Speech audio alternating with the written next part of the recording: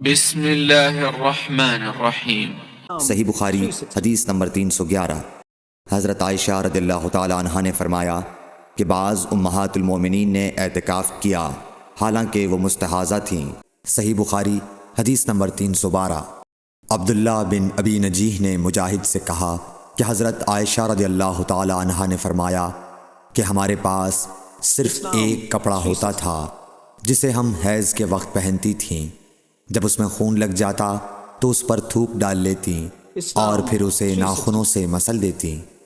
صحیح بخاری حدیث نمبر 313۔ ہم سے عبداللہ بن عبد الوہاب نے بیان کیا، انہوں نے کہا ہم سے حماد بن زیب نے ایوب سختیانی سے، انہوں نے حفصہ سے، وہ ام عطیہ سے۔ آپ نے فرمایا کہ ہمیں کسی میت پر 3 دن سے زیادہ سوگ کرنے سے منع کیا جاتا تھا، لیکن شوہر کی موت پر 4 مہینے 10 دن کے سوگ کا حکم تھا۔ ان دنوں میں ہم نہ سرما لگاتی نہ خوشبو، اور عصب یمن کی بنی ہوئی ایک چادر جو رنگین بھی ہوتی تھی کے علاوہ کوئی رنگین کپڑا ہم استعمال نہیں کرتی تھیں، اور ہمیں عدت کے دنوں میں حیض کے غسل کے بعد قصت اظفار استعمال کرنے کی اجازت تھی، اور ہمیں جنازے کے پیچھے چلنے سے منع کیا جاتا تھا۔ اس حدیث کو حشام بن حسان نے حفصہ سے، انہوں نے ام عطیہ سے، انہوں نے نبی کریم صلی اللہ علیہ وسلم سے روایت کیا ہے۔ صحیح بخاری حدیث نمبر 314۔ حضرت عائشہ رضی اللہ تعالی عنہ نے فرمایا کہ ایک انصاریہ عورت نے رسول اللہ صلی اللہ علیہ وسلم سے پوچھا کہ میں حیض کا غسل کیسے کروں؟ آپ نے فرمایا کہ مشک میں بسا ہوا کپڑا لے کر اس سے پاکی حاصل کر۔ اس نے پوچھا اس سے کس طرح پاکی حاصل کروں؟ آپ نے فرمایا اس سے پاکی حاصل کر۔ اس نے دوبارہ پوچھا کہ کس طرح؟ آپ نے فرمایا سبحان اللہ، پاکی حاصل کر۔ پھر میں نے اسے اپنی طرف کھینچ لیا اور کہا کہ اسے خون لگی ہوئی جگہوں پر پھیر لیا کر۔ صحیح بخاری حدیث نمبر 315۔ حضرت عائشہ رضی اللہ تعالی عنہ نے بیان کیا کہ انصاریہ عورت نے رسول اللہ صلی اللہ علیہ وسلم سے پوچھا کہ میں حیض کا غسل کیسے کروں؟ آپ نے فرمایا کہ ایک مشک میں بسا ہوا کپڑا لے اور پاکی حاصل کر۔ یہ آپ نے 3 دفعہ فرمایا۔ پھر آن حضور صلی اللہ علیہ وسلم شرمائے اور آپ نے اپنا چہرہ مبارک پھیر لیا، یا فرمایا کہ اس سے پاکی حاصل کر۔ پھر میں نے انہیں پکڑ کر کھینچ لیا اور نبی کریم صلی اللہ علیہ وسلم جو بات کہنا چاہتے تھے وہ میں نے اسے سمجھائی۔ صحیح بخاری حدیث نمبر 316۔ حضرت عائشہ رضی اللہ تعالی عنہ نے بتلایا کہ میں نے نبی کریم صلی اللہ علیہ وسلم کے ساتھ حجۃ الوداع کیا۔ میں تمتع کرنے والوں میں تھی اور ہدی یعنی قربانی کا جانور اپنے ساتھ نہیں لے گئی تھی۔ حضرت عائشہ رضی اللہ تعالی عنہ نے اپنے متعلق بتایا کہ پھر وہ حائضہ ہو گئیں اور عرفہ کی رات آ گئی اور ابھی تک وہ پاک نہیں ہوئی تھیں، اس لیے انہوں نے رسول اللہ صلی اللہ علیہ وسلم سے کہا کہ حضور آج عرفہ کی رات ہے اور میں عمرے کی نیت کر چکی تھی۔ رسول اللہ صلی اللہ علیہ وسلم نے فرمایا کہ اپنے سر کو کھول ڈال اور کنگاہ کر اور عمرے کو چھوڑ دے۔ میں نے ایسا ہی کیا۔ پھر میں نے حج پورا کر لیا اور لیلۃ الحصبہ میں عبد الرحمن بن ابو بکر کو حضور صلی اللہ علیہ وسلم نے حکم دیا، وہ مجھے اس عمرے کے بدلے میں جس کی نیت میں نے کی تھی تنعیم سے دوسرا عمرہ کرا لائے۔ صحیح بخاری حدیث نمبر 317۔ حضرت عائشہ رضی اللہ تعالی عنہ نے فرمایا ہم ذی الحجہ کا چاند دیکھتے ہی نکلے۔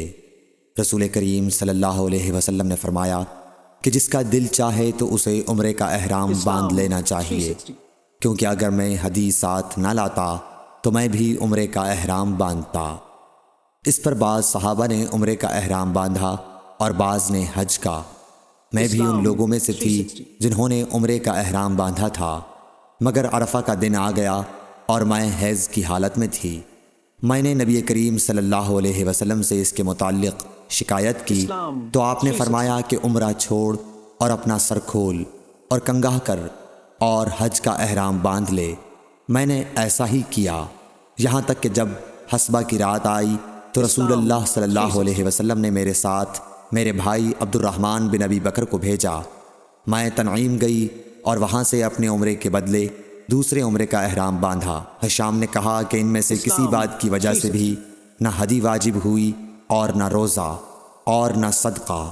تنعیم حد حرم سے قریب 3 میل دور ایک مقام کا نام ہے۔ صحیح بخاری حدیث نمبر 318۔ حضرت انس بن مالک رضی اللہ تعالیٰ عنہ سے روایت ہے، نبی کریم صلی اللہ علیہ وسلم نے فرمایا کہ رحم مادر میں اللہ تعالیٰ نے ایک فرشتہ مقرر کیا ہے، وہ کہتا ہے اے رب اب یہ نطفہ ہے، اے رب اب یہ علقہ ہو گیا ہے، اے رب اب یہ مضغہ ہو گیا ہے۔ پھر جب خدا چاہتا ہے کہ اس کی خلقت پوری کرے تو کہتا ہے کہ مذکر یا مؤنث، بدبخت یا نیک بخت، روزی کتنی مقدر ہے اور عمر کتنی، پس ماں کے پیٹ ہی میں یہ تمام باتیں فرشتہ لکھ دیتا ہے۔ صحیح بخاری حدیث نمبر 319۔ حضرت عائشہ رضی اللہ تعالیٰ عنہا فرماتی ہیں کہ ہم نبی کریم صلی اللہ علیہ وسلم کے ساتھ حجۃ الوداع کے سفر میں نکلے۔ ہم میں سے بعض نے عمرے کا احرام باندھا اور بعض نے حج کا۔ پھر ہم مکہ آئے اور حضرت صلی اللہ علیہ وسلم نے فرمایا کہ جس نے عمرے کا احرام باندھا ہو اور حدی ساتھ نہ لایا ہو تو وہ حلال ہو جائے، اور جس نے عمرے کا احرام باندھا ہو اور وہ حدی بھی ساتھ لایا ہو تو وہ حدی کی قربانی سے پہلے حلال نہ ہوگا، اور جس نے حج کا احرام باندھا ہو تو اسے حج پورا کرنا چاہیے۔ عائشہ نے کہا کہ میں حائضہ ہو گئی اور عرفہ کا دن آ گیا، میں نے صرف عمرے کا احرام باندھا تھا، مجھے نبی کریم صلی اللہ علیہ وسلم نے حکم دیا کہ میں اپنا سر کھول لوں، کنگھا کر لوں اور حج کا احرام باندھ لوں اور عمرہ چھوڑ دوں۔ میں نے ایسا ہی کیا اور اپنا حج پورا کر لیا۔ پھر میرے ساتھ حضرت صلی اللہ علیہ وسلم نے عبد الرحمن بن ابی بکر کو بھیجا اور مجھ سے فرمایا کہ میں اپنے چھوٹے ہوئے عمرے کے عوض تنعیم سے دوسرا عمرہ کر لوں۔ صحیح بخاری حدیث نمبر 320۔ عبداللہ بن محمد مسندی نے بیان کیا، کہا ہم سے سفیان بن عینیہ نے حشام بن عروہ سے، وہ اپنے باپ سے، وہ حضرت عائشہ رضی اللہ تعالی عنہ سے کہ فاطمہ بنت ابی حبیش کو استحاضہ کا خون آیا کرتا تھا، تو انہوں نے نبی کریم صلی اللہ علیہ وسلم سے اس کے متعلق پوچھا۔ آپ نے فرمایا کہ یہ رگ کا خون ہے اور حیض نہیں ہے، اس لیے جب حیض کے دن آئیں تو نماز چھوڑ دیا کر، اور جب حیض کے دن گزر جائیں تو غسل کر کے نماز پڑھ لیا کر۔